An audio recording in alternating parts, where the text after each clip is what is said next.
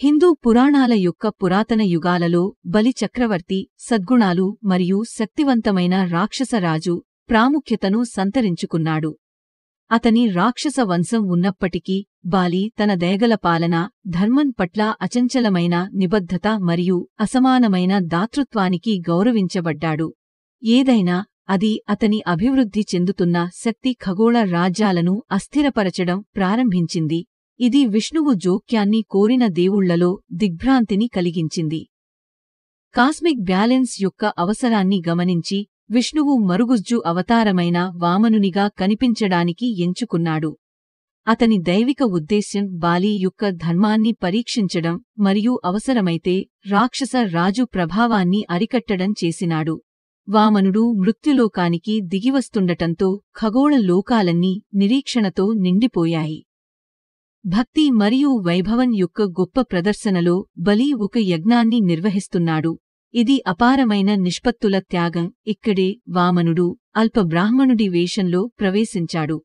బ్రాహ్మణుడు యజ్ఞ ప్రాంగణానికి చేరుకోగానే ఖగోళ వాతావరణం అత్యద్భుతమైన కాంతితో ప్రతిధ్వనించింది.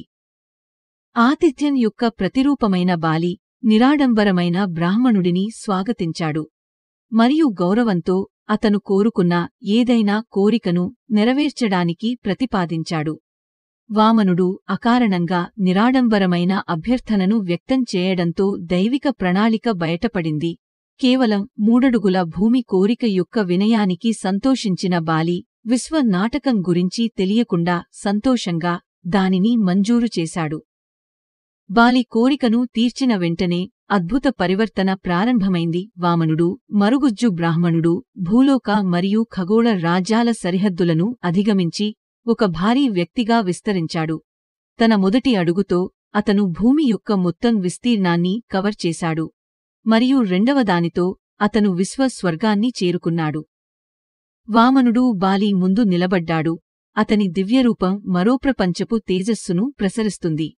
తన అతిథి యొక్క దివ్య స్వరూపాన్ని గ్రహించిన బలి తన సద్గుణానికి కట్టుబడి అతను ఒక దివ్యమైన జీవి సమక్షంలో ఉన్నాడని అర్థం చేసుకున్నాడు.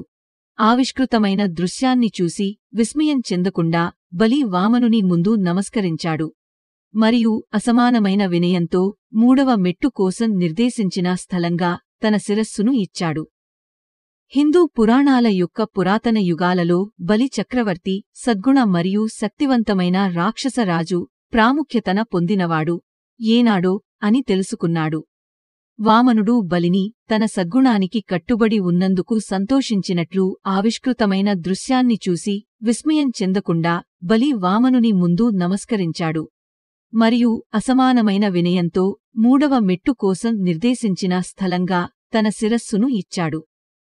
విష్ణువు తన అనంతమైన కరుణతో బలి కోరికను మన్నించాడు మరియు రాక్షస రాజు పాతాళానికి దయగల పాలకుడు అయ్యాడు. ప్రతి సంవత్సరం ఓనం పండుగ సందర్భంగా పాతాళ ప్రజలు తమ ప్రియమైన రాజు తమ వద్దకు తిరిగి రావడంతో సంతోషించారు. ఆనందం, శ్రేయస్సు మరియు ధర్మం పట్ల అతని అచంచలమైన నిబద్ధతతో కూడిన దైవిక దయ. వామన అవతారం మరియు కింగ్ బాలి యొక్క గాథ హిందూ పురాణాల చరిత్రల ద్వారా ప్రతిధ్వనిస్తుంది. భక్తి, వినయం మరియు విశ్వ న్యాయం యొక్క లోతైన సూత్రాలను కలిగి ఉంటుంది. బాలి అతని దెయ్యాల మూలాలు ఉన్నప్పటికీ ధర్మానికి ఒక ఉదాహరణగా మారాడు. నిజమైన నీతి జాతులు మరియు రాజ్యాల సరిహద్దులను అధిగమించగలదని చూపిస్తుంది. ఖచ్చితంగా భగవద్గీతలో అధ్యాయం 4 శ్లోకం 7-8 దైవ అవతారాల భావన మరియు అవి అందించే ఉద్దేశాన్ని ప్రతిబింబిస్తుంది.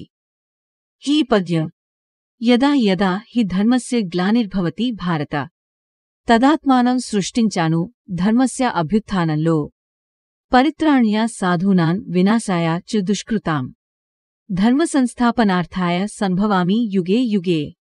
అర్థం: ధర్మం క్షీణించి అధర్మం పెరుగుతుందాన్ని నేను భూమిపై ప్రత్యక్షంగా చూస్తున్నాను. సజ్జనులను రక్షించడానికి, దుష్టులను సంహరించడానికి మరియు ధర్మ సూత్రాలను పునఃస్థాపన చేయడానికి నేను సహస్రాబ్దాలుగా కనిపిస్తున్నాను. ఈ శ్లోకం వామనుడితో సహా అన్ని అవతారాలకు ఈ భావన వర్తిస్తుంది.